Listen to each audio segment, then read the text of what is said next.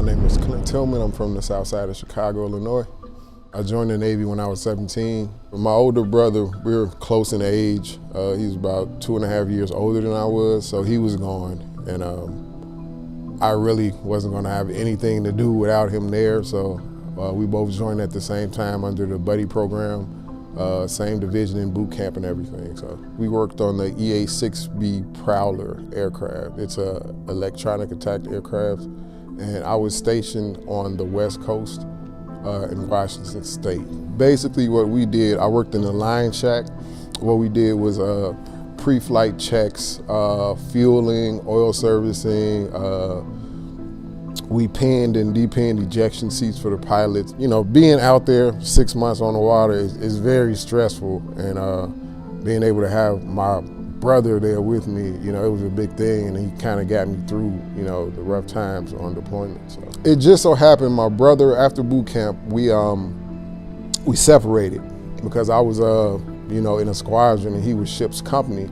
So it just so happened that my squadron was attached to his aircraft carrier for deployment, which meant I got to spend the entire 6-month cruise with him.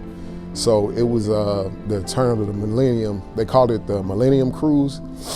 So it was the turn of the millennium from '99 into 2000. And, you know, we were out there in the middle of the ocean and it's pitch black. And so for New Year's Eve, they were just firing off artillery off of the aircraft carrier. You know, it just lit up the sky. And it was just special for me to have spent that moment with him. Shortly thereafter, he passed in a motorcycle accident. The thing about a lot of vets that a lot of people don't know is the majority of vets, you know, they go through what they go through in the service and then they get out and they don't know what's wrong with them, meaning that they have not been diagnosed. So I had a pretty good idea that something was, you know, wrong with the way I thought and some of the decisions that I made, but I didn't know why. It took up until 2016 for me to get diagnosed with PTSD.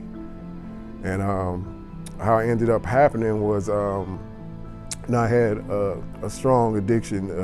They called it an alcohol dependency.